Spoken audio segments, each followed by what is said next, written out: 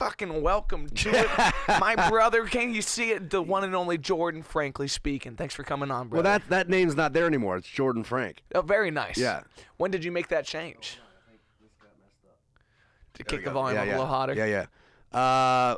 It was, well, I guess when I was 40, I decided, frankly speaking, is no more. I realized it was when I first started getting booked for cruise ships, because I was still going under Jordon, frankly speaking, or whatever, and people were like, "What's your last name? What do you like? How do we book you?" Yeah. And I was like, "My name is Jordon Frank."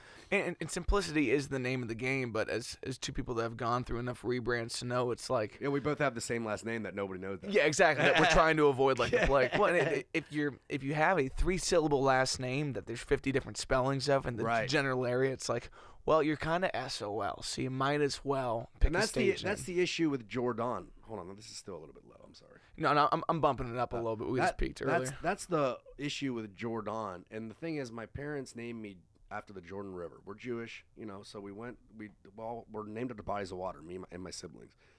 And and they spelled it Jordon because they're hippies, and that's what they wanted to do. Yeah. And my whole life has been spelled, no one knows how to spell my name. So that's why originally I avoided being Jordon Frank or Jordan Schneider, because frankly speaking, my brother kind of came up with it out of nowhere, because I was like, well, I don't know, maybe I'll be Jordon Frank or Frank Jordan. And my brother goes, you should be like frankly speaking or something. Like out of nowhere, we were in LA. I remember this. We were driving down the PCH. Yeah. And I was like, that's cool. I'll do that. I find it really odd when there's moments like that where someone else speaks the answer into your mind that you weren't necessarily looking for. Yeah. So many great songs seem like they have that kind of that is the precipice of it. The titles? Yeah, or just the line that kind of gets you rolling on that. Like, very good point. Yeah. What's like the most recent release in your life? Of my song? Just One More. Cool. And that just came out? Right before I left on the cruise ship. It's about my sobriety. It's very addiction into sobriety. And so when you had started that song, had you been sober for a couple months? Was this at that point? It was about 2 weeks. That's awesome. And yeah, I was playing this riff I've always played probably for a decade, Matt. Like I've been messing around with this little easy folk kind of E minor GC D thing, and but for the past, every time I'd play it, I couldn't come up with a lyric. If I came up with lyrics, the melody sounded too cliche. It just wasn't working for me. Yeah. So I would always put it away, and it was just one of those things when you pick up your guitar and you dick around on something. Yeah. And I did it again, and I started whistling with it. And I'm not a good whistler, but I started whistling with it, And when I did that, I was like, that's cool. That's a cool melody. And the first line I wrote, which is just a basic, like every time I write a good song, it's about what's going on in my life, and it's not thought of too hard. So it was just like, I didn't know if I would make it past another year. I have bruises on my body, and the weekend's not so clear. And that's what was going on with my life. And that's that first line? That's the first line. Is it the verse or is it the chorus? It's the verse. That's beautiful, man. Thank you.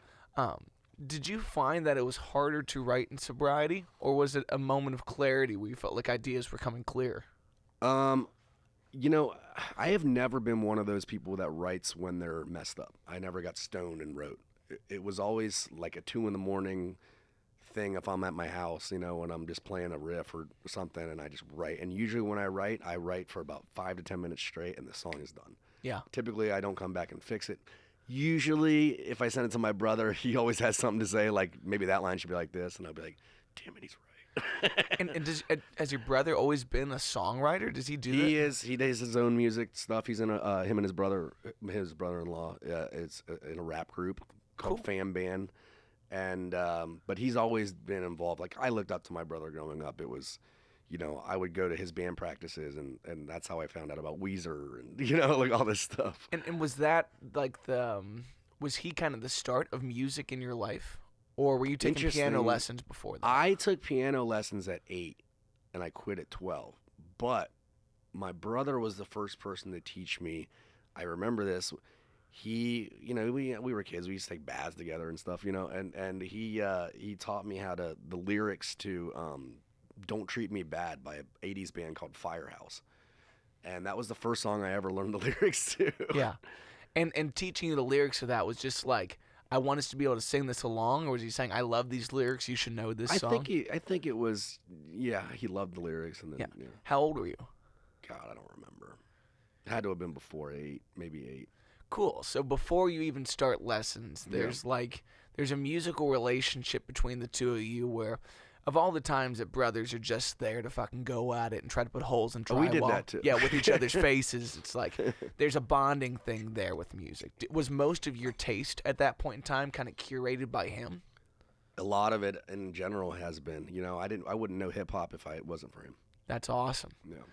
And when you take lessons on piano, is this just like the typical, 80s, 90s kid of like, no, it's good for your learning development, you're going to fucking take piano lessons? Or did your parents play? Well, no, my parents didn't play. My dad can dick around on the guitar, but not really.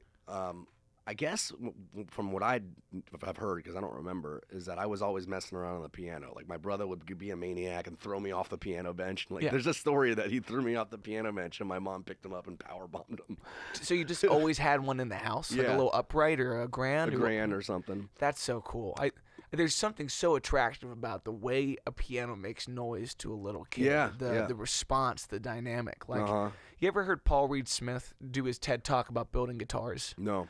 He says the guitar can be a subtractive instrument. When you go strum a chord, sometimes you don't get as much energy out as you put into it. Versus a drum set or a piano, in my opinion, the first time you go up as a kid and you lightly touch it, and you just hear it carry. And then you bang on it, and you hear it just boom. It's like, someone said this to me the first time I went to Nashville. A Marshall half stack will never be as powerful as a grand piano. Because there's something sonically, boundless about that instrument. Very true. Very true. So there's a power bomb off the piano. Oh, yeah. Was there like, were you more driven to play piano because you were being pulled from it by your brother? Was there like a fuck you mentality to that? I just had that ear. So like when I would play, I guess, I don't exactly know when they put me in piano lessons. However, I do know that the very first sentence I ever said was "turn it up." So apparently we were in my station wagon, and my mom and my sister. It might have been just my mom. We were waiting for the other kids to get somewhere, and my mom turned the radio down. And I hadn't spoken in a while. Like they were worried about me because I was one of those kids that didn't talk. Yeah. And apparently she turned the radio down, and I just yelled, "Turn it up!" And that's wild. If that's not me, I don't know what is. Is that a lyric in any of your songs? No, but it should be. Yeah, dude, that's an amazing entrance to like a very biopic kind of like first line. Yeah. Where do you fall in your siblings' order? Are you the youngest? I'm the youngest. Cool. I'm also the youngest. Yeah, right. What a sweet spot to be as one of the musicians in the family. Like, yeah. As you can see from my space down here, it's like coming last oftentimes means like you can get the most freedom to run some bullshit up. How many siblings do you have? I'm the youngest of 4. Oh, really? Yep, and none of them play. And that's crazy. Yeah, but similarly, my older sister shaped a lot of what I listened to at that age. It's like, as siblings, you're kind of looking for reasons to like each other outside of the requirement of, well, we're family, and we can deal with that. So the moment that your older sibling starts to kind of like, well, I like this, so you might like this. You want to like it more because you feel like it's going to give you credit in their mind to be cooler, to count. It's like, sure. You're always trying to be just look cool. Yeah, so you can fit in. It was when "Story of a Girl" was first shown to me, and my sister was bumping this song in whatever car she was driving at that point in time. I was like, "Oh, this is cool. Yeah. I can like this." First, when I shared a room with my older brother, I slept under a framed picture of 50 Cent my whole life, never knowing any of his music and just being fucking terrified of 50 Cent. I was like, this dude is so yoked, and he's just watching me sleep. Yeah, with the gun, with the bullet. Dude, exactly, the bullet going through the glass. One time when I was a kid, my brother David was sneaking out, and he was climbing over me to sneak out. He was going out the window, and he was going down a ladder that he had, like a fire escape ladder that he put out. And I woke up while he's climbing over me. So it's my older brother and then 50 Cent staring down at me. And I went, David? He goes, go back to bed, Matt. And I was like, what's going on? David? It was so scary. And a decade later, he's like, yeah, dude, I was sneaking out, but I tried to tell you that you were dreaming. And then he told me that I told him he was trying to break into the house. He's like, dude, that's fucked up. Don't be dreaming things like that, Matt. Don't tell anybody about that. That's hysterical. And 50 Cent's real name is Curtis, which is very that's a not badass name. the 50s back on the scene because of the P. Diddy stuff. Who would have thunk? Yeah, who would have thunk? I think I would have thunk. Dude, straight up. So, as a kid, when you gave up piano the first time, was it a lack of interest? Was it you didn't like the teacher? There was, which I didn't remember this. My mom had called me out on it the other day. She's like, I was like, you know when you guys made me quit piano? She said, nobody made you quit piano. She said, you had a recital and you messed up during it and you said you're never playing piano again. Do you remember what the song was? No, but I'm sure it was some sort of like, classical whatever. Because that's the thing is that what I loved about my piano and the reason I have a T-Rex, the reason that Jurassic Park is so important to me is because I have a big T-Rex tattooed on my chest and on my shoulder. And when I was 8 or whatever, like Jurassic Park came out I think in 93. And I loved it off the rip. But when I would go on vacation to Florida and stuff, I played with the toys and I listened on my yellow Walkman. I listened to, or it might have been the CD player, but I listened to the soundtrack, the John Williams Jurassic Park soundtrack. And I'd pretend I was in Jurassic Park and I'd be playing with the toys and stuff. So I really it just connected to that music. And is that like a lot of classical piano kind of stuff? I mean, that's not involved with, I guess you could call it that, but John Williams is just a great scorer. Gotcha. So when I was taking piano classes, they wanted me to play The Entertainer and all this other stuff, and I was like, I want to learn Jurassic Park. Yeah. And so one of the first pieces I learned was the Jurassic Park theme. The second piece I learned was the Forrest Gump theme. Nice. Do you still play the Jurassic Park theme every once in a while? Sometimes. Cool. Yeah. Well, it's when kids are forced or shown to learn the piano at a young age, you often find that kids resent that chapter because being forced to learn anything blows. Right. But most of the time it turns into a different type of creative output because you're trying to force them to go down this lane. It's like, was guitar the pivot for you? Was the guitar? Yeah. The guitar was something that after college, so in college I was in we can get into that too, but in college I ended up being in this band called, it was Pete Woj and The Accused, and I was just playing keys. And I had quit piano at 12 years old and didn't pick it back up till 20. So, I was in college and then declared myself a music major because I was just a drunk person, not knowing what I was doing in a liberal arts college. Yeah. And I picked it back up, and when I picked up, they made me take a keyboard class. And at that point, I was like, oh, keyboards, I kind of remember doing this. And Coldplay had come out with Rush of Blood to the Head. And so I got really into Coldplay. And so then I was like, I need to learn clocks, and then I just kind of picked piano back up. So when I moved after that, my brother was living in LA, and he went to school in Pepperdine and we're working for Von Dutch at the time. And I graduated college, and me and my best friend moved to LA. And when I was there, I picked up guitar. So it was more so I want to learn how to do this instrument. I can't bring a piano everywhere I go, and I'm always wanted to play guitar.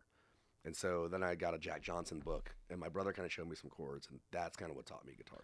And so your brother kind of been playing your whole life? He'd been playing forever. My bar mitzvah, somebody gave me a big fucking Martin, and I was like, I don't know what to do with this. I gave it to my brother. No shit. Yeah. And was that his first guitar? That might have been his third or something. Okay, cool. So he'd already been into this. He was at Buddy Rogers doing lessons when I was, at the age I was doing piano, he was probably playing guitar. So when you gave up piano, you kind of gave up music for this 8-year chapter of your life. I was in choir, though. Okay. Yeah. And you did choir throughout high school, throughout grade school?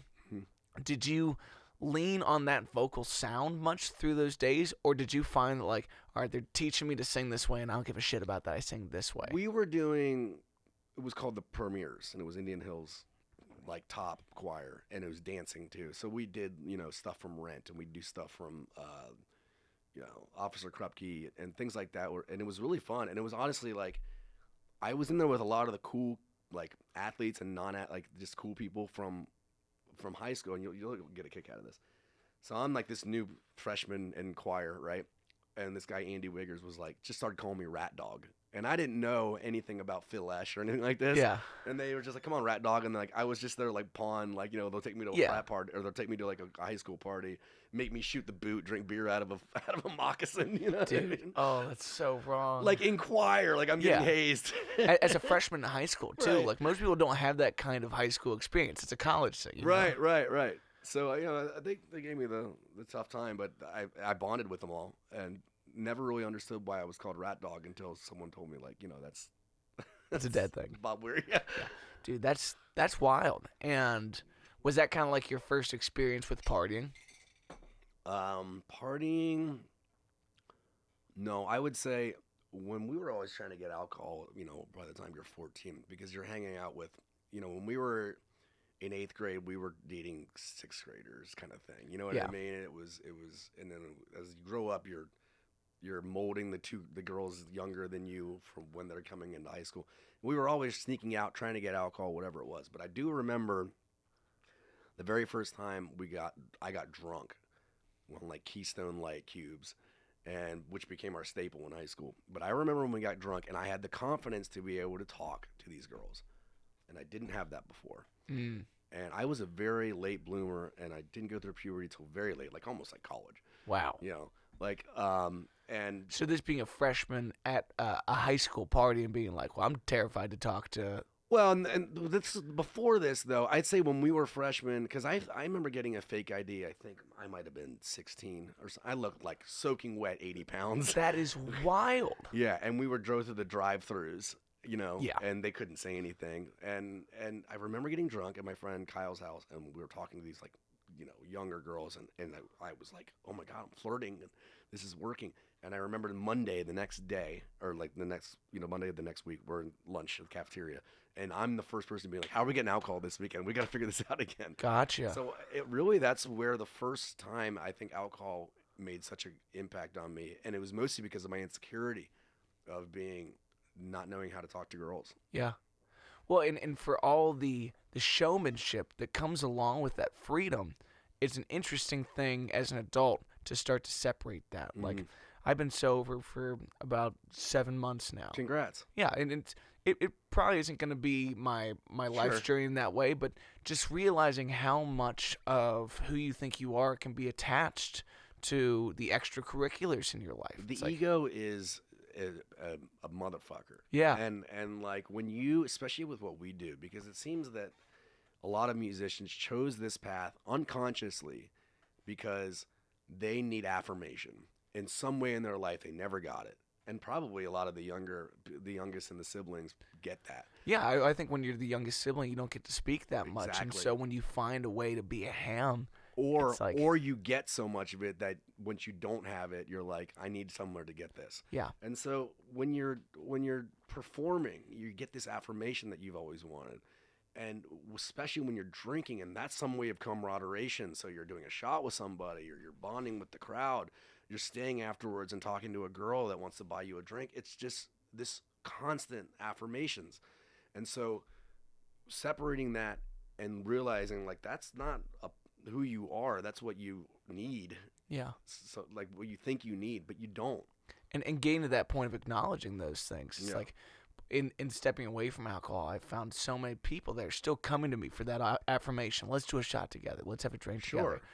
And turning those people down, it is a shot to their confidence. It's funny, it's though. a reminder of where you're at in their life, what role you serve to them. That makes sense, too. Yeah, you're like, oh, you don't want to drink with me? Yeah, well, exactly. It's like, and what are we to each other? Are we just, mutual consumers of this thing, or are we friends? Right. Like, I worried about it more with pot than I did with alcohol. And my stoner friends not going to, are my stoner friends not going to love me anymore because I'm not participating? And it turns out, no, those people would love a tree if you told them to. I mean, they're just happy-go-lucky people, and like that's amazing. But you have that thought. The ego tries to fool you in telling you what you need to be loved. In relearning. That was a good bit, by the way. That information. We got to cut that one. Whatever. The AI will take care of it. I don't do that shit manually anymore. Do you really? Yeah, I got an AI. It's called Opus. It's phenomenal. Yeah, oh my God. Would highly recommend. Yeah. But when you start to step away from those things, what was it like to kind of relearn your stage persona? Difficult. Yeah.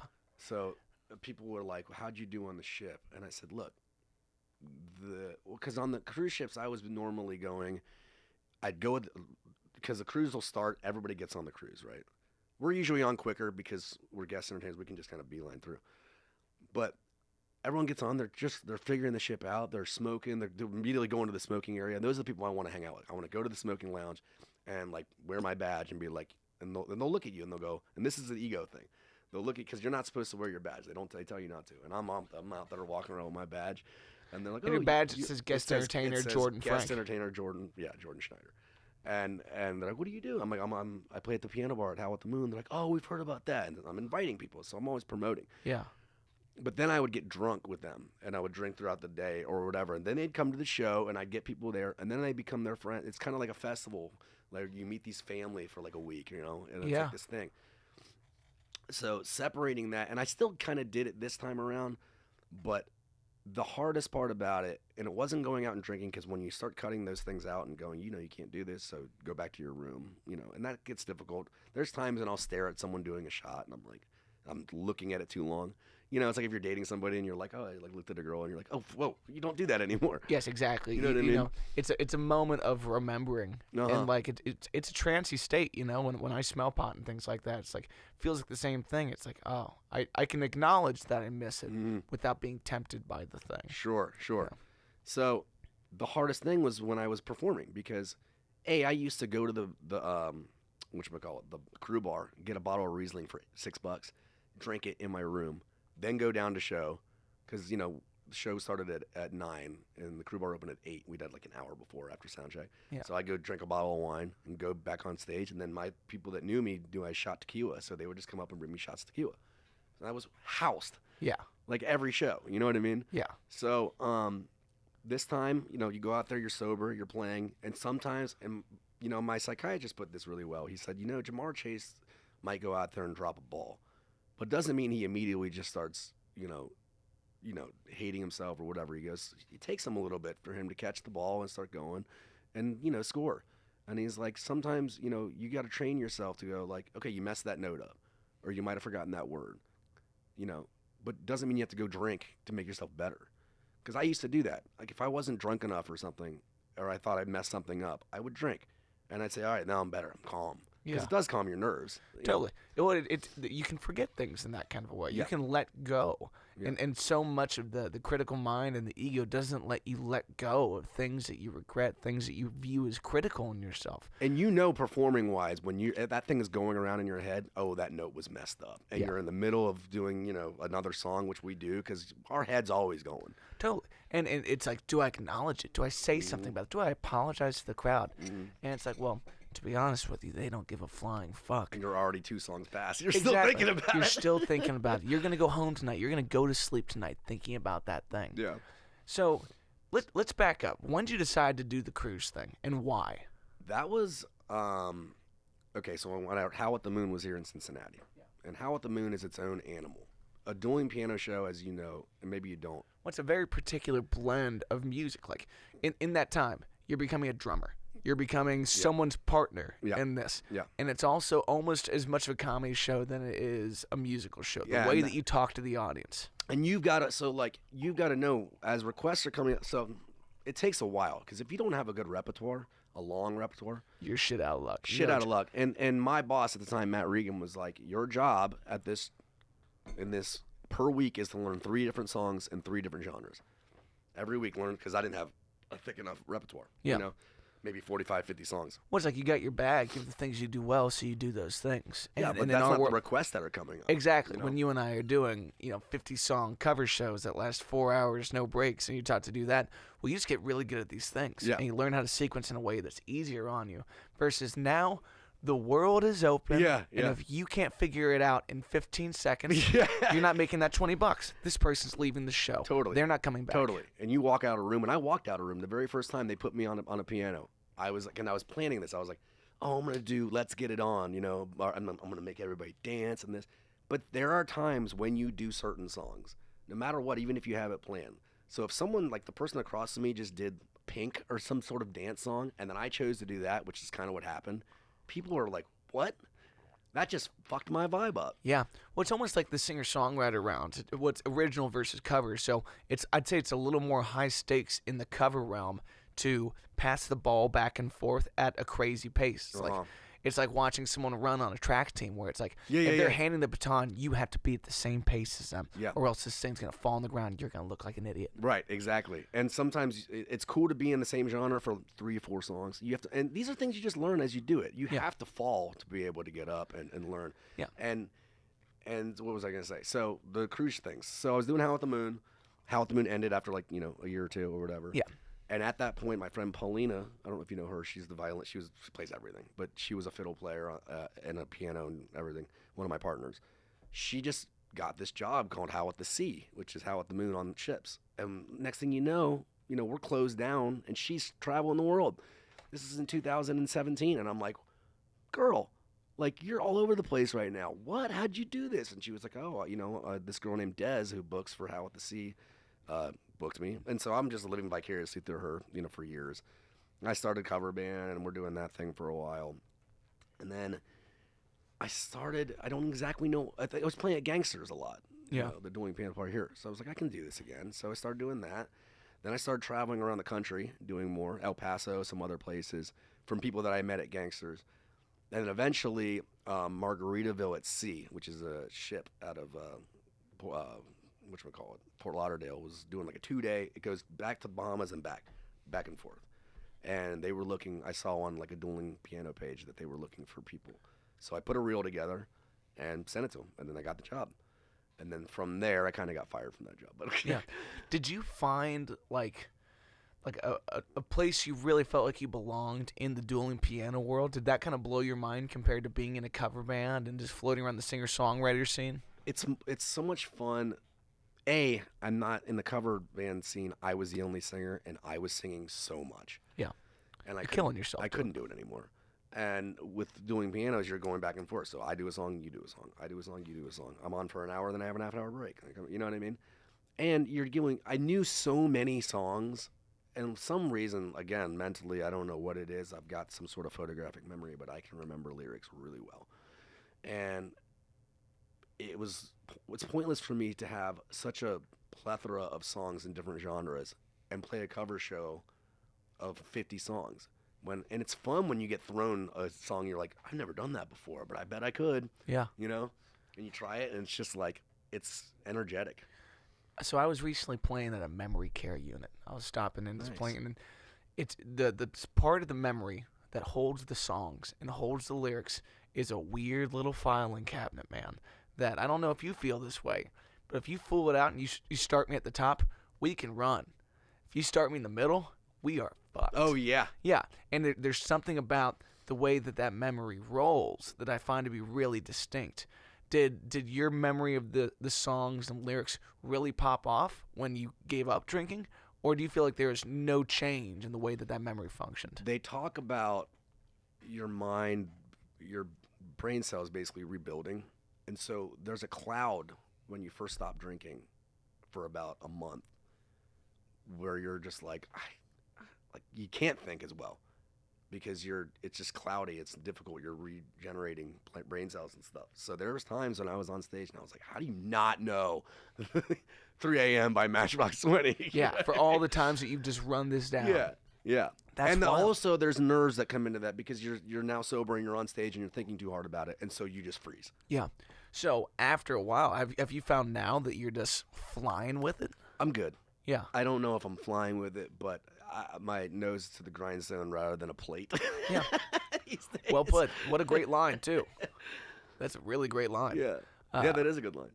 But it's been interesting to watch this because none of us really understand each other's journeys, especially from a Facebook or whatever. Mm-hmm. But ever since you started the dueling piano thing, I saw you go from what I thought was a one-dimensional character that I understood pretty well to a person that's incredibly capable and living their life in a way that they seem to enjoy.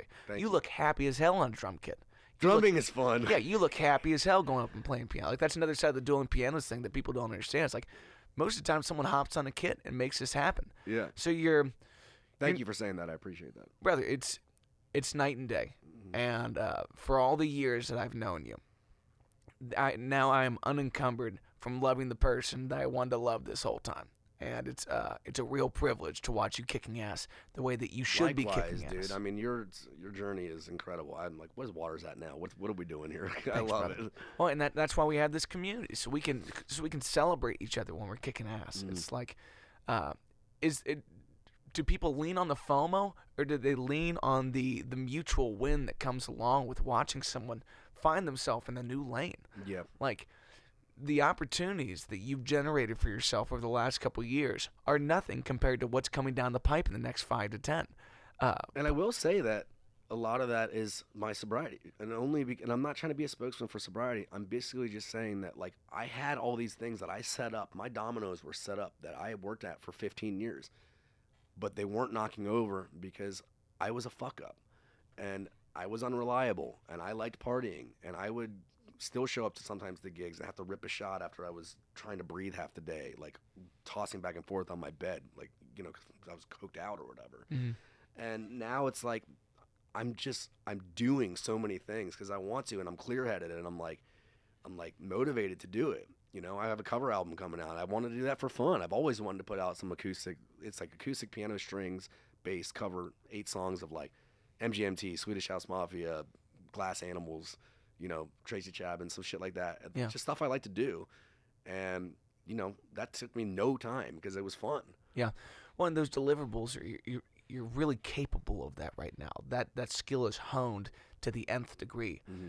But in learning all those songs, do you feel like your songwriting has gotten better because all you're learning how to do is take in new material and run with it? You recognize more patterns? That's a good question because a lot of people, you know, and you'll probably agree with me on this, they'll shit on cover music. And it's like, you know, when I was learning Radiohead stuff, I would have never thought that those chord progressions would ever go together. And when you start looking at, there's two sides to this, because sometimes I think I'm writing a song that it's original, and I'm like, oh, that freaking melody is a complete ripoff. Like, I just accidentally did that subconsciously because I cover these songs. But also, I would have never come up with a chord progression in a way that I would had I not learned all these different cover songs. Yeah. And there's something about when you're playing a show that people, like you just said, jogs their memory. Oh, how many times do you hear, oh, I love this song. Oh, I love this song. Good. You love this song. So you should, you know, you're happy at being at the show. Yeah. I mean, people have that creature comfort of when you deliver material to them that's in the filing cabinet and they can start the run. That is a reminder that they do like this. And so you kind of bait people with familiarity. And the greatest thing is, as Sting will say in a lot of his great interviews, it's like, it is the twist on familiarity that makes songs great. Let them get comfortable. You know, it's like, I always say, the song is like a room. I've built you 4 walls, and I put a couch here. That's the comfort. Come in and sit down. But when you look in this corner, you're going to find this, and that's where we start to take the journey around. Well, it's an escape room. Dude, it legit is, okay?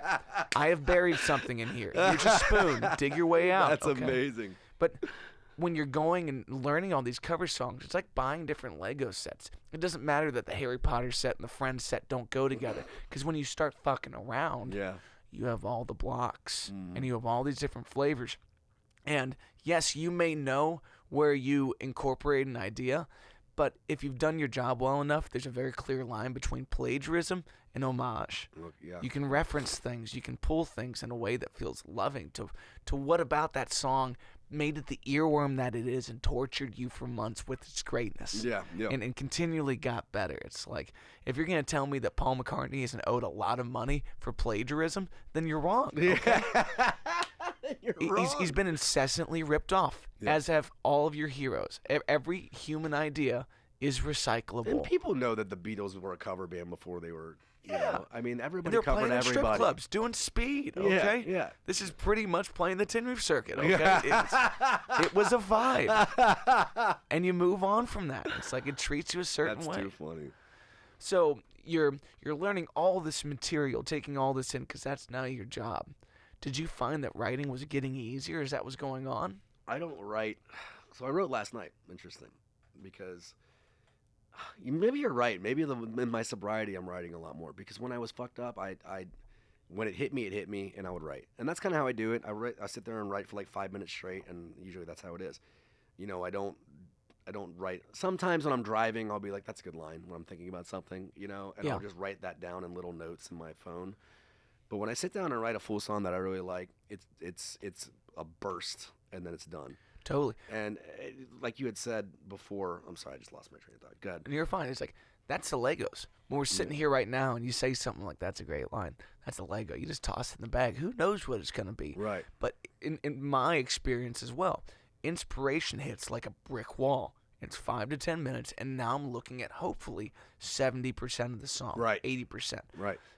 I could get better at going back and refining that a good bit more. It's like those are important parts of the process to say. And I'm kind of a, I don't want to say lazy, but a brat when it comes to writing, because I'll be like, I don't want to add a bridge. I don't want to do, because I like it the way it is. And well, you remember the excitement of when it first showed up. Very good point. You already have that connection to it. And sometimes you would say, it's great the way it is, and fuck you, I won't change it. Yeah. And other times you're going to say, well, I played it against, it's like passing the baton, okay? So someone's giving me a hit. When I play my shows these days, it's 50-50 cover original, because I want to put my songs up against undeniable hits that I already love.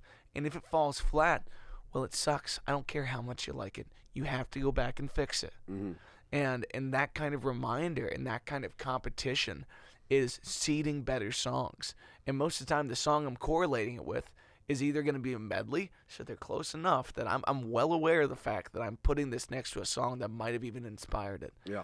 But that is the bar. Mm-hmm. That is what we're playing for. And you know, when it's a good point, because the other thing about me about being the brat of when I'm writing a song is that I don't even know, like, you're trying to write a hit, you think you know you have a hit, but you also listen to these other songs that are hits that don't have bridges or that do, and then you're trying to and that's what makes me upset, because I'm like, it took out my creativity to add something I didn't want to add. But in order to fit the structure of a so-called hit, I've got to do it. Yeah. Well, I think that's like, picture it like someone dropped off a block of marble and you're going to make a gorgeous statue out of it. You and I are looking at the block of marble saying, I can already see it. It's already beautiful. Oh my God. I don't need to do shit. But when a stranger walks up, they're like, it's a fucking block. Yeah. What are you talking about? So I could be halfway done and I can see it. And it's beautiful and I'm already happy about it. And it's like, but they don't understand. Because they didn't create it. Exactly. They're not as fond. It's like when a parent talks about their child and they say they're perfect. It's like, well, I'm looking at this guy. Okay, he's a little slack-jawed and I don't think his nose works, but whatevs. So if you take the time to craft and mold and talk shit, this line, switch it. That's not the sequence here. This rhyme isn't strong enough. They're not getting the point. It's too many words. Whatever.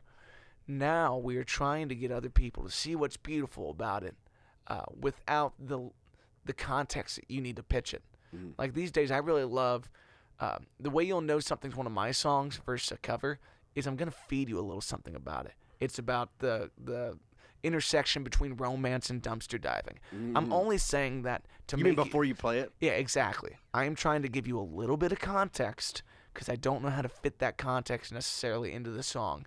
Or I'm just trying to jar you enough that you're going to be more interested in this. I'm trying to get you to walk in the fucking room where the song is. And we don't have when you make a song and produce it or whatever and you put it out, you can't give an intro. Exactly. You know what I mean? So the studio record needs to stand on its own. Uh-huh. The arrangement needs to be that good. Yeah. But when it's just me and a guitar and my looper, it's like, well, I have a little extra time here. Sure. So let me walk you in real quick. And in the cover before it and the cover after it, I'm trying to frame this to you. That's interesting. I want you to bite into the fucking sandwich and tell me what you think. But sometimes you're not going to eat what a guy's just holding in front of you. So you have that structured for your set list? You have a set list? Because I don't have a set list. No. Typically, I'm just flying. So but you kind of have an idea, like, if I'm going to do this original next, I'm going to throw this cover before it. If you ask me for a request, the only thing I'm thinking about is, one, do I know it? Cool, let's just knock this out really quick. But what am I going to follow it up with? Gotcha. Because I already have them on the hook. Right. So now I'm going to feed you a little something. Here's a little context. Bam. Let me give you a song that I think is going to remind you of Luke Combs. I'm going to play you a song that I think is going to remind you of This is total Howl at Prince. the Moon. Like, you would be great at Howl at the Moon if it was guitar. Yeah, if I could play a damn piano, dude. Well, you can play piano. But yeah. If I'm alone by myself. But, yeah. But talk about learning to change the way you played piano for Howl. Because you said some things very interesting to me when you first started that gig that I think most folks that aren't gigging on piano would have no idea about. The octave? Pretty much. Yeah. I was playing 1/5. You know, that's how most people play piano. Explain that for folks that don't play piano. Okay, so if your fingers 1, 2, 3, 4, 5, so C, D, E, F, G, let's say, that's your left hand, and you would typically move around 1/5, 1/5, 1/5, and your right hand would do your riffy stuff. Because we had a drummer which was hitting the kick drum, which was making a loud bass note, my boss, my entertainment director, said you need to start playing octaves, which would be C to C. It's 7, and so I had to learn how to switch 1/5 to 1/7, and that itself took me a little bit. Once I got it though, because we needed bass sound. If Yes. It wasn't low enough if I was 1/5. Especially once you add the kick drum. It's like when someone becomes aware of the full frequency spectrum that you're not participating in, now we're lacking. Now we're missing something. And there's only 2 instruments. Yeah, exactly. Going on here. So to learn that stretch and be comfortable running those lines, now you also need to incorporate the 5th in your right hand. It's like when you say 1/5, it's like we're talking about a power chord here. Yeah, power We're talking chord, about what most people understand. It's like the simplest way to get a chord. So 1/5 is going to outline the meat and potatoes of what that chord is. Now we're just doing low an octave, same one note. Exactly. And your right hand's going to define, is it major or minor? Is it suspended or not? Is there an extension? All these other things. Are you going to play that melody line? But it's like you almost need to recalibrate the way you do this because this guy is now just the bass player. Yeah. And he has no other jobs. And he can do some tasty shit over there. And I suck on my left hand. I'm not going to lie. That's my biggest problem is I need to do left hand stuff because when you start doing boogie and like I suck at that. And that's my biggest problem that I need to work at. That shit's so difficult. When you watch someone like Ben Levin, you ever gone and seen Ben Levin? Yeah. Yeah, best blues piano player in the city besides Ricky Nye, who taught him how to play that piano. Really? Yeah, Okay. he's one of his students. But Ben Levin is a prodigy. He's like one of the greatest pieces of He blues. plays at Japs, right? Plays Japs. Yeah, he plays I see Mansion him. Hill. Yeah, he's He'll boss. play. Yeah, he'll play down at what's the Memorial Hall. He's one of the young guys that's making sure that Cincinnati's place in American blues is retained. Okay, and we need to appreciate guys like that. Yeah. But that's a style thing. Yeah. If you grew up on classical piano, you're doing what is it? Counter. I don't know. I don't know what it's counterpart or whatever the word is for that. You're playing these intricate pieces of music where what the left hand is doing can change all the time. Yeah. You could be playing the 5th, you could be playing the 1, you could be playing the 3rd, you could be playing passing tones. But when you go to a place where you're just a solo acoustic piano player and there's a drummer, you need to now accompany for this guy. Like one of the biggest things for why I started looping the way I do is because the DJ was playing before me. So they know their subs, okay? They know they're supposed to be low end. And I'm not going to come up here and have the E string be my lowest note. Right. I sound like a bitch, okay? So it's like we're going to do something about this. It drives me crazy. I love that you. Here's the thing. I love you to death. You're such a phenomenal musician. It's a pleasure to watch you play. But when we do Crooner Circus and you set up your looper, I'm like, you bastard. But it's also unfortunate because it's one of my main things, so it can be a bit of a crutch in those environments. Yeah. And sometimes you got to relearn, like we were talking about with. I'm talking about the drum looper though. Totally, but like when you're talking about your songs, like the song is chord, melody, lyric. It is not the drum beat. That is the arrangement. Right. So, can the song stand without the arrangement? And those are moments where I tell myself, wow, you need to go back and work on the lyric structure. Because this thing isn't good enough by itself. And then as you add elements, like the great thing for me with the recipe is these motherfuckers come in here and they write parts of my songs that I couldn't emulate, but they sound great. So can the song be as good with and without them? Can it be great with my looper and without my looper? Because in a moment like that, in a crooner or in a dueling piano show, we're going to kick an original in there. The song has to be good enough by itself that the performance is icing on the cake. Jason Melling told me once, and he's my old drummer. I don't know if you know Jay, but he said, I don't know if he heard a certain artist, maybe, I forget what artist said it, but he said, when I write songs, I want them to be able to be performed with the band or solo acoustic. He goes, it's got to be good enough to do both. Yeah. And I kind of try to think like that because like you said, like if I don't have a drum beat with it and or like a solo, because I don't play lead guitar, So I wrote this song last night. I really like it. It's called Living Like Me. And that took a while. To come up with the title of that song took a while because I wrote everything else and I was like, the whole chorus was there, and the last line of the chorus, I was like, what's it gonna be? You know what I mean? And I didn't want something cliche, but the whole song is about my travels and me, what I've done. Like the very first line is, I've drank shitty white wine in castles in Lisbon, stayed up drunk all night and walked around Pompeii. Got a few tattoos in old Cozumel, got myself a massage, and I was on my way. That's awesome. You know what I mean? But like, there's a part in here because it's kind of country based written. You know, it's got this, had a blast in El Paso, a bit too much, that kind of thing. But there's a part that's going to be after the second chorus where there's going to be probably a fiddle and some sort of lead solo. Mm. So when I perform it by myself, what do I do? Yeah. And that's kind of why I picked up harmonica a little bit, because it just adds something. Totally. And it's freedom to go at that thing. But you find all these ways to, like, okay, there's musical development here that I can't paint in every context. No. So it's different. And when songs can withstand that kind of play, they're great songs. It's like, you know what makes the Grateful Dead amazing?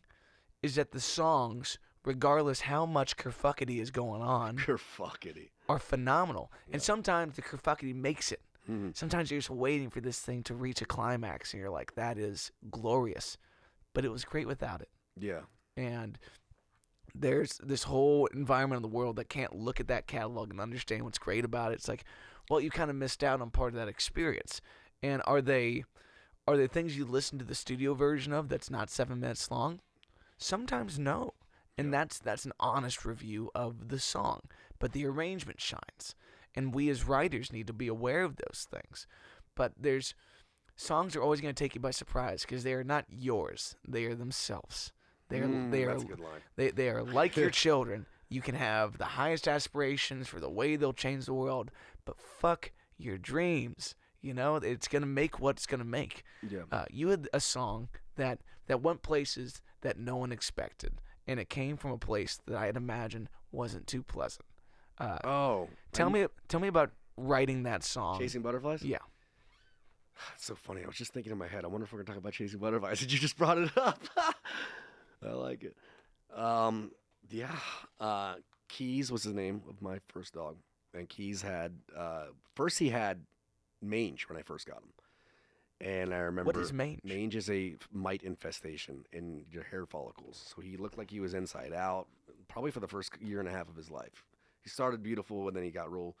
I would walk him like behind Eastern Avenue so no one would see I had like this crackhead dog. But you would think it would fit there. But yeah. I finally eventually like got him dipped and all this stuff, and it wasn't working. And finally I ended up shooting ivermectin, which is I don't know what it is, but into his mouth, and it cured him. And it was great for like 3 years. And then all of a sudden he was like shitting black diarrhea, and was vomiting, grass and all this other stuff. And I took him to the vet, and he was only 5.5 maybe. And they felt his neck, and they were like, I think he might have lymphoma. And I was like, you're kidding, So when we got we got him checked out, and they were like, he probably could last another couple years, if we got him chemo. And if you gave him prednisone, he could probably last a year. So I'm totally bummed out, obviously. This dog went everywhere with me and everything. And I was sitting there in my living room. And I don't exactly remember how it all started, but I do remember writing, because he didn't chase butterflies, he chased bees. But when I was writing the lyrics, it didn't rhyme. Yeah. So, and I'm sitting there, and he's just laying on the floor, and I'm playing, I'm recording this, I'm just writing it, basically. I was writing it right there. And I looked at him, and I said, by the way, you chase butterflies now. What a geek. Yeah. What's so cool to write the song in his presence, Yeah. It's, when you write songs that are for somebody, it is an antenna in the back of your head to the back of their head, and you will always have that antenna, here or not. That's a good point. But that's so fucking funny to be like, hey, just so you know, we're changing this up a little bit. Yeah. You're gonna chase butterflies now. Well, it's funny you just said that, because you don't get to write about your ex-girlfriends in front of them. No. I mean, I would hate to do that. No, and sometimes you have love songs for people you're no longer with, and it's forever this connection to that person. Mm-hmm. And it may be a joking matter at some point, but it still is always for them. And they were part of the intercession of the muse at that point. Yeah. So it's a really beautiful way to connect with another living soul for whatever it's worth. Mm-hmm. Well, I mean, and so here's the deal. I mean, you asked him about it, and yeah, it's obviously terrible, and he only lasted another 2 months after we got him on prednisone. But we filmed the music video with Ahmad Rashidi, who at the time, was still going to school for no reason. Like he was like so good at what he was doing. I don't know if you know Ahmad. No. He was my videographer. This was like he's like $800. We'll go film it at the Red River Gorge, you know. And so we went. And he's like, this is the first time like a drone was. I've never even heard of a drone. And he's like, oh, we're gonna use this drone and film it around. And so we got this beautiful video. And here's what I've learned about songwriting and music in general. It's not about trying to get someone's attention egotistically. It's about writing something that can move somebody and reach somebody. That's really the only reason. I'm going to say that about art in general. Art is created not for your own, but really to reach people, is really what I'm kind of going at. And that song reached and continues to reach people. And I can be mad about, like, why isn't this on the radio? Or I can be happy that every day I get like 10 comments about people telling me their stories about their lost animal or love. And I do. And so I try to comment back to all of them, you know, and it's a very humbling thing. Yeah. That I get to be like, thank you so much for this. Like, I'm so glad it reached you.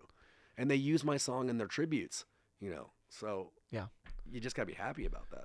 When you can write something that's so honest and so visceral to yourself, you're making a piece of art that may say the thing that they are not yet willing to say, or to sing the thing that they wish they could sing.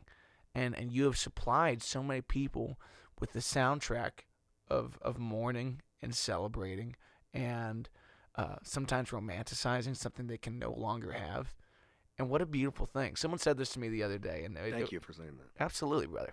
My friend Riley said this to me. Like, we can all get down about social media. We're addicted to numbers. We're addicted to clicks. If you could put a fucking button on my belly button that was fucking dopamine hit of Instagram telling me that I'm going to be famous. Is that Commissar saying this? Dude, no. Okay. My friend Riley Kemper. Okay. Wonderful friend of mine. She's been in my life for almost a decade. And she's always been there for me to sell merch, tell me about songs, talk shit about things when I need to. Right on. And I just started going live on TikTok. And it's been a lot of fun because it actually shows your live stream to new people. I just signed up for doing that too. Yeah, it's something that we all probably have to be doing. Yeah. And I said, well, I got like 50 new followers out of it. I know that's not like groundbreaking, but it feels really good. She says, imagine if there's 50 people who are in the room with you right now. What would that feel like? It's Dang. Like, well, if we stop being such fucking brats and looking at a number and being addicted to the dopamine hit, right, and actually remember that these are people. Mm-hmm. If the 10 people that put that comment on that video were sitting in the room with you right now, and you could play that for them, and they have tears in their eyes, and you are the companionship that they needed through that song. The antenna from you to, tell me your dog's name again? Keys. The antenna from you to Keys now includes this string of people that caught the lightning bolt, and they really needed that. You flipped it on for them, and you'll never have to take it back. They'll never have to look for that again. That is incredible. That has rocked my world to think like that. You did a beautiful thing with it, man. Thank you. And we all ride the waves of successes. It's on the Ellen DeGeneres show. It's blowing up. It wasn't on the Ellen DeGeneres show. That was fake. That was a fake? Well, it was an Ellen DeGeneres. Here's an interesting thing about this. It was on an Ellen. So I remember this. I was going to record with Paul Otten, and he's the one who produced Chasing Butterflies. Good friend of mine. Guy's got songs all over the freaking TV shows and stuff. And Chasing Butterflies had just come out, and someone messaged me and they said, you're on the Ellen DeGeneres website. That is not true. It was on a Ellen DeGeneres fan site. Okay. However, through songs I had submitted to a publishing company, a Warner subsidiary, through a connection of mine, I found out recently that not that song, but other songs of mine was on the Ellen DeGeneres show. That's fucking years ironic. Later. Yeah. Well, regardless what it is, like, we all look for affirmations that carry clout in other people's mind. But 10 comments any day, a comment any day of what that means to somebody. It's like when you walked away from that song, now you let the thing out 5 to 10 minutes, here she is. What did you think of it? You want my honest opinion? Is I go, this is going to make me famous immediately. And that was my ego. And it wasn't like, oh, I can't wait. It was I'm gonna help a lot of people. I really did feel that way. Yeah. And it didn't go anywhere. And here's what made it get big. There was and this is the whole, when I thought I was on Ellen or whatever, there was a Facebook page called Love What Matters, and it still exists. And I was following it for some reason, and I think someone shared it because this dad was calming his daughter down and talking about how, like, it's not that big of a deal, just something, you know, a dad would do. And it got 500,000 views or something like that. So I messaged Chasing Butterflies, the video, to Love What Matters, explained the situation, and went to bed. And then the next day they posted it, and it had like 250,000, something like that. But that didn't transfer to my YouTube. It was just on that page. Yeah. But once I posted, holy shit, look at this, everyone was like, whoa. And so then eventually Chasing Butterflies, the video, gained traction. And once it got to like 1 million, I could post, I got 1 million. And now it's funny because it's at 2.1 something. And it's kind of stagnated around 2.1. Hey, as they do. I mean, we have a 48-hour attention span cycle. Once you post something, you got 2 days for it to really do it. And then you might get some residual things. It's like, I bet the views don't grow as quickly as the comments. Yeah. Because people they come in for their story. And that's only one view. But that story means more, inevitably. Mm-hmm. But what a great lesson, too, to celebrate your wins as part of the story. Sometimes it feels weird to say, I'm so happy about this for me. Yeah. But when you tell people I got 1 million views, it is a mutual understanding of accreditation where someone says, oh, fuck it, fine, I'll check it out now. Right. You know, and you have to accept that. You have to, because I'm snobby this way. And I like this because this is a segue into why I'm putting a cover album out. A, because I like doing covers, I'm good at them. But B, a lot of times I'll see a new album come out by a band, and if I notice there's a cover on it, I'm going to listen to that first. And mostly it's to see how they did it. Yeah. You know? If you looked at a menu, would you get the most familiar thing? Probably. That's great analogy. Yeah, and that might get you to the weird appetizer that you can barely pronounce. It's a might be your new favorite thing. It's a 1.5-minute medley in the center of the album. Fuck it, yeah, let's see what's going on. This shit sucks, but I listened long enough to get to the next tune that I'm going to love. It took me to the B-side that meant something to me. Exactly. What was it like to get the licenses and whatnot? If someone wanted to do that, what are the big parts of the process? DistroKid does it. Cool. Yeah. If you go through DistroKid, you just type in, it does it for you. I mean, you have to pay, like, I think $30 or something like that. But that's fucking worth it for everybody that's questioning how you can make this because that took happen. A while back in the day. Yeah. I remember that. Oh, yeah, you have to go pay somebody for the license. I forget the name of the agency. I forget that one, too, yeah. But you have to look and see and find the original writer and find, like, it was a hassle. Yeah. If there's one thing that you and I have continually talked about throughout the career, for all the times we were close or not as close, as a musician, there's a lot of ways to plant the seed and walk away. Set up your dominoes, whatever the expression. Mm. You can't do one thing and expect it to be successful. You can't write the song and say it's going to be a hit and just fucking leave it. You need to be doing 50 other things. And to some people, that's torture. Mm-hmm. But when you find friends that would call you and say, dude, you just get on DistroKid. It's just $30. Yeah. Cool, I can do that. Sign up for this thing. Cool, I can do that. This is the guy with the videographer. Cool, I can do that. Yeah. When we share the process in ways like this, or you do it in clips, or you do it on the phone, that is what proliferates great art. It's the community of people that are willing to say, this ain't no walled fucking garden. This is the internet, baby. Okay? You sounded so 80s. I love it. It's like, I don't need to hold you back from doing these things that are going to be successful for you. And when we can share in those successes and enjoy others making that step, things are going to be better for you. And I think the podcast world has really opened us up to, it's not a famine mentality. Mm. There's enough for everybody. Yeah.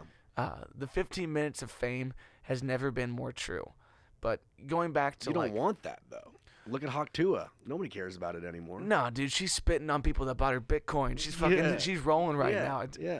Whatever it's gonna be like, like that's a weird example. But if you make something meaningful and it runs away, that's your contribution. Uh-huh. We all look for reasons of what was I meant to do with my life, and what you're meant to do with your life is on smaller scale and a more meaningful depth than any of us give credit for. It was to have the children that you did, to find the partner that you did, to love your parents with the amount of love that took to bring you into this fucking world. Oh, that's great. Those kind of things, like, that has nothing to do with your career, your artistic output, the meals you make, the people. It's like you only get so much, so the things you do it well. But when you have what feels like the secrets to success, don't hold on to it like it's going to be only for you. Share it, because someone else might take that and literally kick the door down, okay? They might go from trailer park and Mountain Dew to sipping bubbly at P. Diddy's home that he probably didn't sell at this point in time, okay? There's going to be some cheap mansions in the game. They probably could use a deep scrub, okay? And they might be slicker than you expect. But if you get the Crocs, everybody, if you get some high-traction Crocs, I promise. How is this off the rip right now, this ad-lib? Because this feels like something you wrote, and it's so perfect. Because I'm an idiot. Because we're performers, and the only thing that we do at the really highest level is start to say things that other people probably don't want to say. Mm-hmm. It's like, no Crocs ad is looking for me to bring up baby oil, but why not, you know? Yeah. No one's looking for you to come up and do a medley from some 50 Cent song into an Oasis tune. Yeah. But you do it, and you say something crazy in the middle, and that person walks away saying, dude, I was on this cruise ship, and I was a little banged up, and this guy took me into the cosmos. Yeah, okay? yeah. And those kind of memories, like, escapism might be the reason that someone finds your art, but if your art's really good, it can be the reason they start fucking living. Yeah, very good point. Yeah. And there's something really cool about, like, you tell someone that this song is available, and you and I write music when we play music. Oftentimes, it's a passively consumed thing. It's the background of them living their life. They're still in the bubble, and that's fine. That's the lowest layer of consumption, is it was passively there. But when you look at TikTok and Instagram and YouTube, the great thing they've done is give you access to literally soundtrack the parts of your life that you're trying to show off with the world supply of music.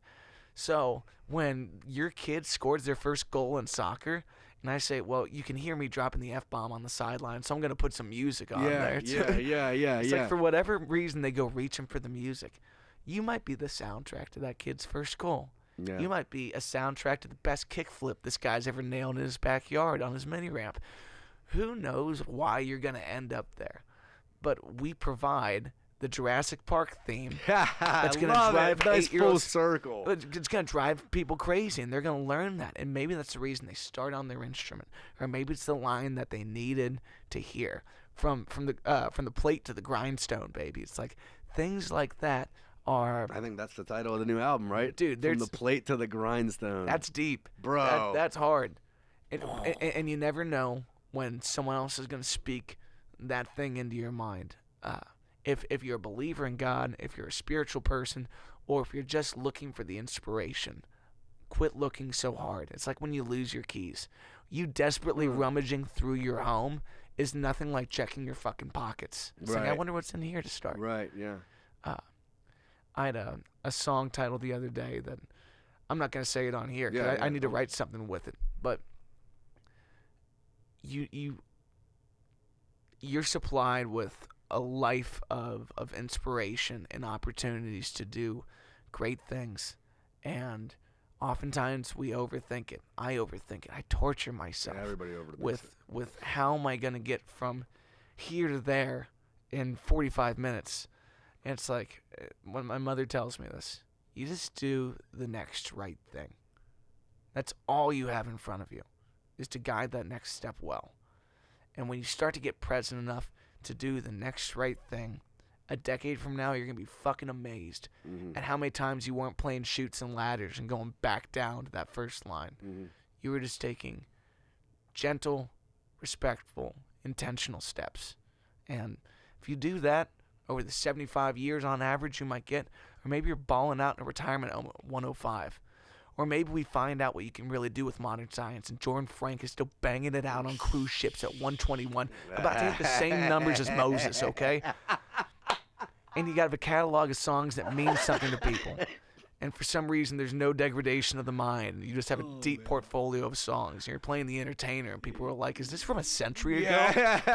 It's like, this guy's been doing this for millennia. He's mashing up the entertainer into Jurassic Park. Dude, and people are like, what is he talking about?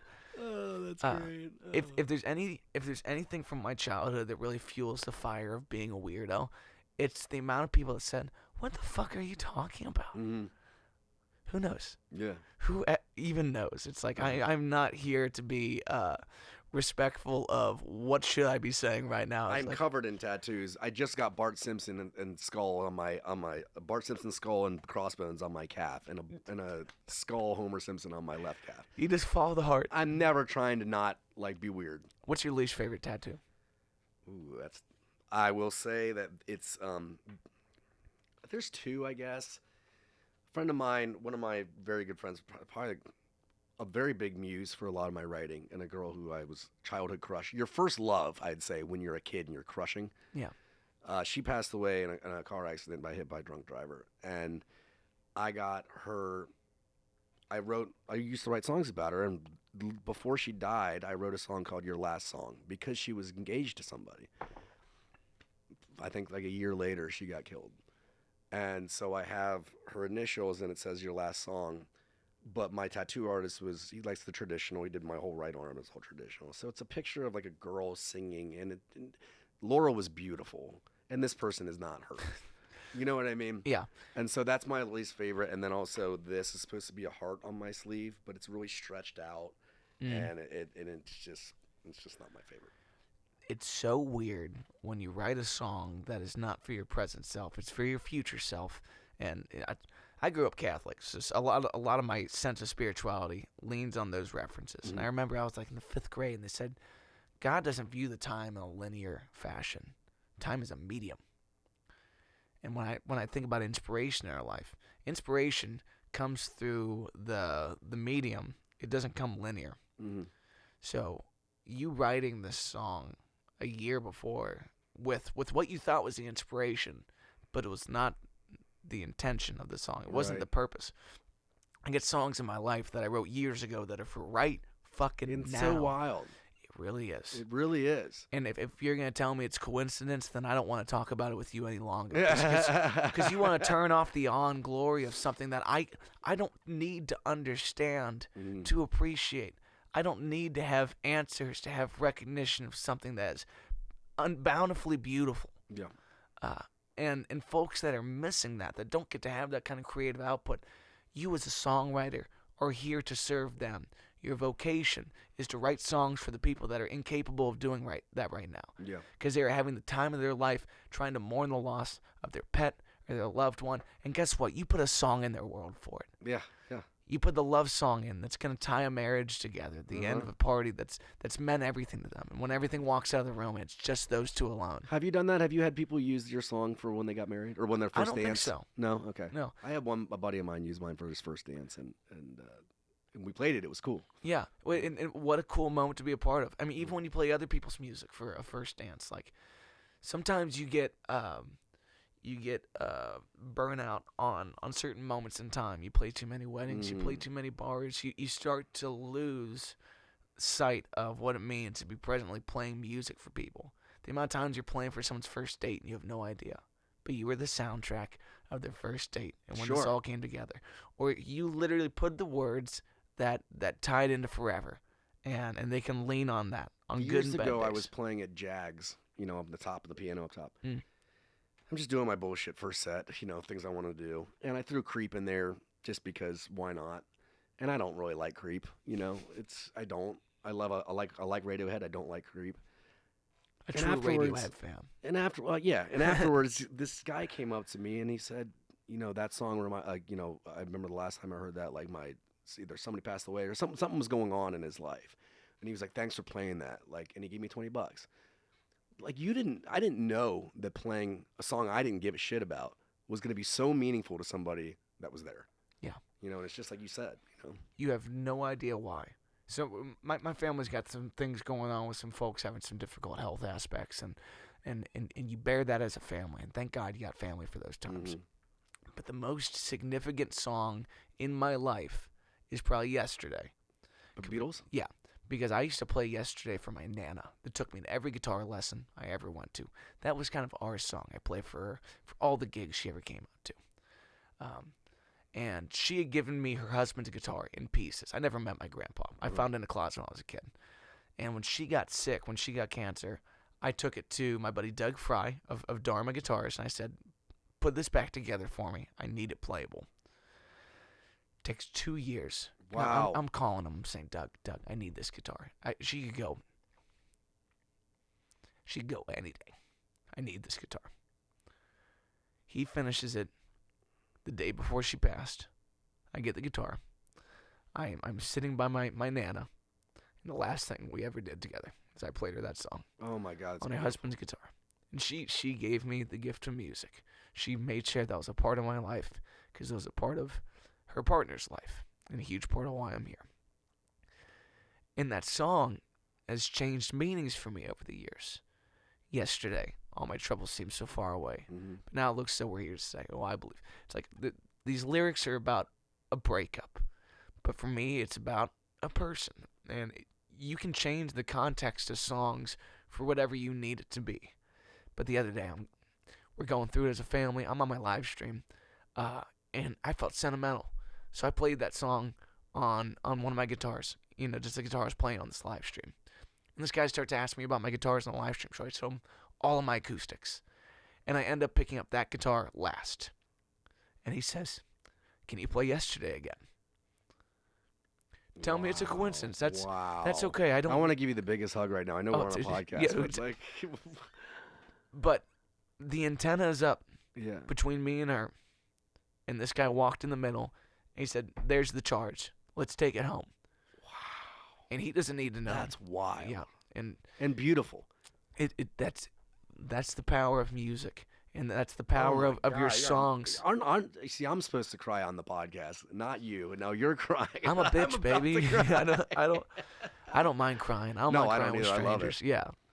So like you never know what that song's purpose is gonna be, especially when you write something and you write it off. Sometimes you write it, you say that's my hit, baby. Mm. Sometimes you write it and say that's absolute trash. John Mayer has this thing that have you been listening to his XM station? No. Oh, he's got an XM station now. It's all the songs he likes and picked, and he talks about them sometimes beforehand. He's so cool. Yeah. John Mayer is so cool, but he talks about Bodies of Wonderland. He goes, I used to just hate playing that song. And and I kind of missed him talking about this because I turned my station and I caught the end of it. And he goes, so now I just say to myself, come on, people love this song. Get out there, you big dummy, and play that song for 2.5 minutes. You know what I mean? Yeah. And it's like you just don't know. Like you can be so, superficial about your own song. Like, ugh, I don't want to play that. I don't like playing Chasing Butterflies only because, like we talked about before, it needs more instrumentation. It can't just sit there. I can't play 2 chords back and forth. I mean, there's different chords in it, but without, a tambourine or something, it gets boring. Yeah. So, it doesn't have what it can be. Right. But what we always forget is what it is by itself. Yeah, and I forget that. Because I'm like, this verse needs I need to put a foot tambourine on for this part. And I don't. Yeah. Not to lean too much on the emotional, but there's a guy sitting in the parking lot of his vet right now and just went through the most horrific experience, and he's going home alone today. But that song was companionship. Damn. And that is beautiful. And when you're writing songs and when you're pouring your heart into something that honestly, you don't get to decide what it's going to do. You just try your best to be honest. Like what we all try to do in writing is get broad enough that everyone can love it. But what you need to do is get so fucking personal that this person can't deny that was on the nose what they were feeling too. It is not in trying to be relatable that we get relatable. It's when we get honest. Oh, 100%. You know the song Remember That Time? Or no, it's by Sarah Kay's Remember That Day, I think it is. And it's about like her trying to get over this breakup and she goes, on month 4 and 5 I was doing just fine. And then, on month 9, you came back in my life and said, remember that time or remember that day. And like you were in, and it's, I was going through a breakup and I listened to that thing on repeat because I was just like, oh, yeah. Like it's weird because breakup songs are always going to be created and so you're always going to be able to relate to them in some form or fashion. But they're all saying the same thing. You know what I mean? Yeah, we're all talking about the same experience, but sometimes it's just on the nose. And the interesting thing about, because I've lost, I found my best friend dead from an OD a year ago, 2 weeks ago, I think, or last week. And you would think that would have made me stop doing drugs. It did not. But anyway, when you lose something that is finite, it seems easier to go, okay, it's done. When you lose something that's still around and out there, it's so much harder to move on from that and stop thinking about it. When you lose a girl, a loved one, or not a loved one, but like a breakup, but you know they're still out there. Are they thinking about me? You know what I mean? Yeah. That's the most difficult thing about getting over something. Rather than when someone passes away, I miss them. It's like rummaging for your keys when you know they're still in the fucking house. Yeah. It will drive you crazy. Yeah. Versus, no, dude, I lost those in Buffalo 3 weeks ago. They're gone. They are gone. There's no chance of fixing this. The opportunity that you could do it, that is pretty maddening. Yeah, it's maddening. There's a line that there's plenty of lines that have made me feel so accomplished in my marriage with my wife that aren't mine. They're just like, they're lines that I hear that remind me that, like, this was not only the next right thing, this was the right thing that's going to lead to all other right things. I had so many concerns before I got married that this was going to be the compromise, that I'm not going to go for my dreams anymore. I'm going to do this instead.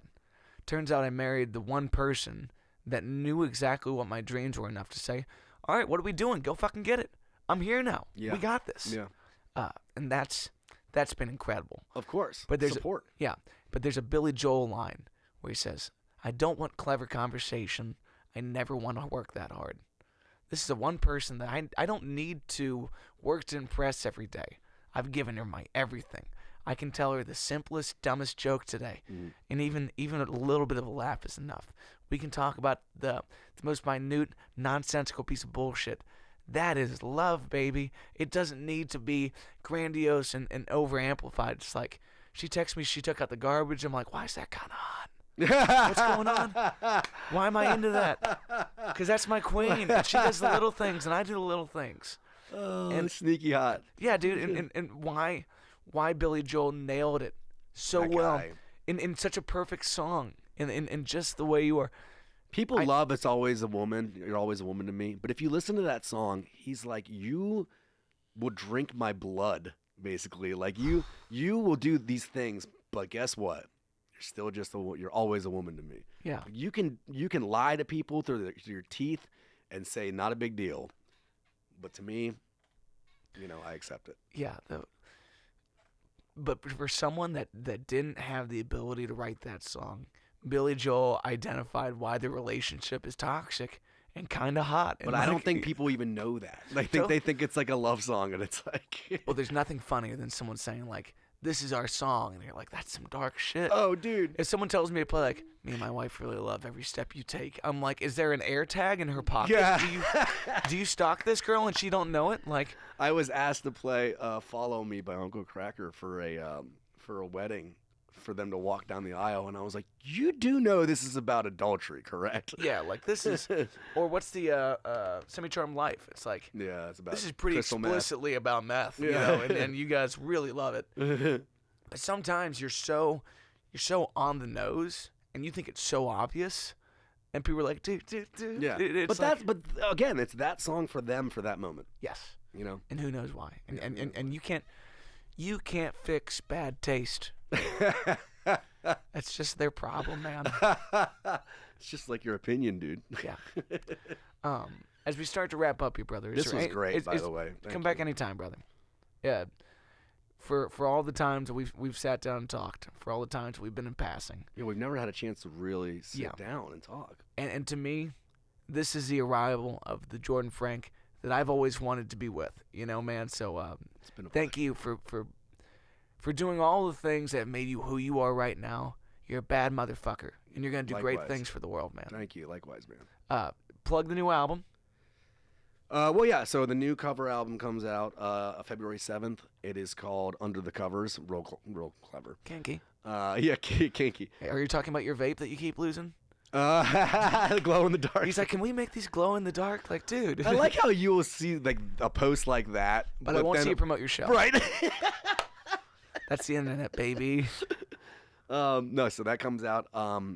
Just one more. The song about the sobriety and the music video for that is going to come out in February, and we filmed it halfway in the studio at Harmony Studios with Adam Yost, and half of it in Stanley's at Open Jam. And the director is Donovan Hahn. He does the video work for Ernie Johnson. Cool. So that'll come out in February. I'm excited for that. In January, I don't know when this comes out, but yeah, I have a show this. And I'll upload after this. Yeah. So definitely look forward to the cover album and then and the music video. Yeah, a lot of good things to come. Also, Thanks so check much, out Ernie Matt. Johnson from Detroit. Y'all great, badass motherfuckers. Oh, man, they're fire. Your session show, January 31st. Okay, January 31st with Charlie John. It's also gonna be a Radio Artifact. Also, if y'all are free this Saturday, I got my live album at Radio Artifact. Check out the tour schedule. We both got dates coming. And my new merch is going to be there. That I forgot to talk about that. The Native brand. The Native brand that's featured me in February. Jay Banks. That guy is a freaking monster. Jay Banks is one of the hardest working motherfuckers that you'll ever meet. Ever. He's a beautiful person. Yeah. I'll be on their podcast tonight promoting my show. Oh, sweet. So tune into the Native podcast, That worked everybody. out perfect. Yeah, it's a phenomenal show. Great guys. Stop into it. Native on the Levee. Phenomenal store. Hug somebody who needs it. Peace, players. Much love.